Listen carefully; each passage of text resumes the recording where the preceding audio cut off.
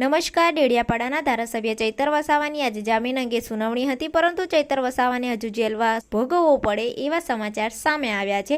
ગુજરાત હાઈકોર્ટમાં તેમની સુનાવણી થવાની હતી આજે, પરંતુ તેમનો કેસ બોર્ડ પર આવે તે પહેલા જ સુનાવણી પૂર્ણ થઈ, તેથી તેમને વડોદરા સેન્ટ્રલ જેલમાં રહેવું પડે એવા સમાચાર સામે આવ્યા છે. સમગ્ર આદિવાસી સમાજમાં આને લઈને ચિંતાનો માહોલ સર્જાયો છે. છેલ્લા 1 મહિનાથી ધારાસભ્ય ચૈતર વસાવા જેલમાં બંધ છે. મીટિંગ દરમિયાન મારામારી કેસમાં તેમની પર ફરિયાદ કરવામાં આવી હતી. હત્યાના પ્રયાસનો ગુનો તેમની પર નોંધાયો હતો.